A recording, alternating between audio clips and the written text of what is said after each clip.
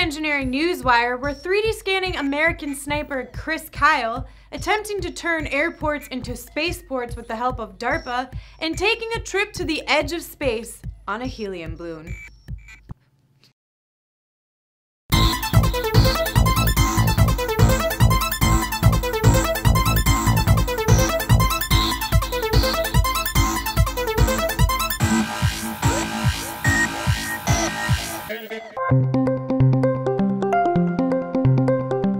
Florida-based sculptor Greg Marra uses his talents in the medium to honor warriors.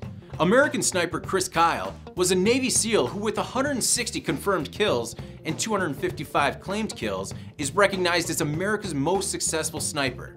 And he certainly fits Marra's warrior criteria.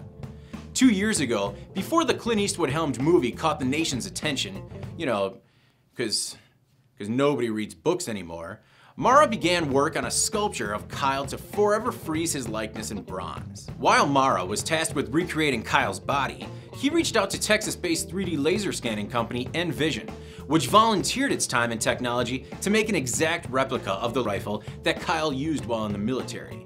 That's the one that's on his back. After Kyle's widow granted NVision permission to use her husband's rifle for the project, company technicians scanned the gun and collected the essential data on the rifle's geometry, every dimension necessary to create an exact duplicate of the weapon. The technicians used a handheld 3D laser scanner to capture 60,000 measurements per second, and after 2 hours of scanning, they were able to create the 3D CAD model that was used to make the replica of Kyle's gun.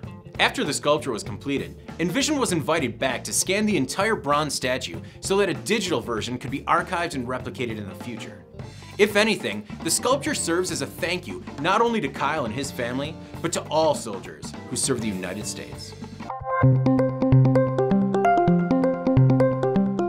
At this year's 18th Annual Federal Aviation Administration, or FAA's Commercial Space Transportation Conference in Washington, D.C., Director of DARPA's Tactical Technology Office, Bradford Tosley, updated attendees on DARPA's Airborne Launch Assist Space Access, or ALASA program. ALASA program. ALASA, there you go. So far, the program has successfully completed Phase 1 design and has selected Boeing as the primary contractor for Phase 2 of the program, which includes conducting 12 orbital test launches of an integrated prototype system. ALASA's goal is to propel 100-pound satellites into low Earth orbit, or LEO, within 24 hours of call-up and for less than $1 million per launch, providing more affordable, routine, and reliable access to space.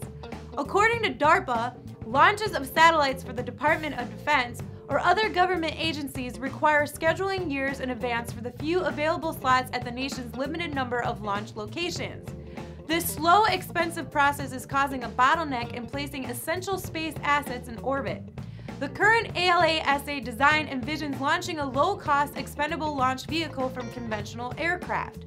Serving as a reusable first stage, the plane would fly to high altitude and release the launch vehicle, which would carry the payload to the desired location, transforming today's local airports into spaceports.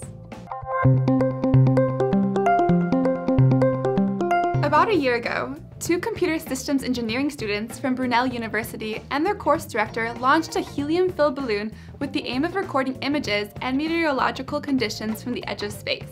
The team of 3 worked for 7 months to design software that controls cameras attached to the balloon, as well as hardware to take weather readings and provide telemetry so they could monitor where the balloon was at any time.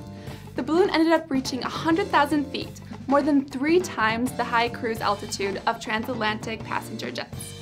This year, the university is allowing anyone to register for a free live video streaming of their second scientific expedition taking place this month.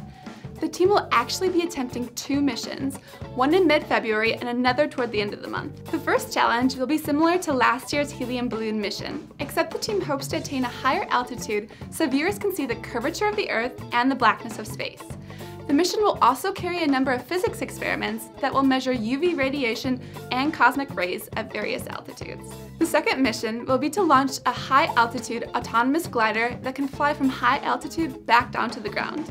The autonomous glider will ascend by helium balloon and then be released at high altitude, all within segregated airspace. Since these missions are very weather dependent, the missions will be announced only a couple days prior to taking place. You can register for the live video stream at www.brunel2space.com. Do you have story ideas? Comment below and we'll cover them in an upcoming episode. For the PD&D channel, I'm Megan Zimba, and this has been your Engineering Newswire.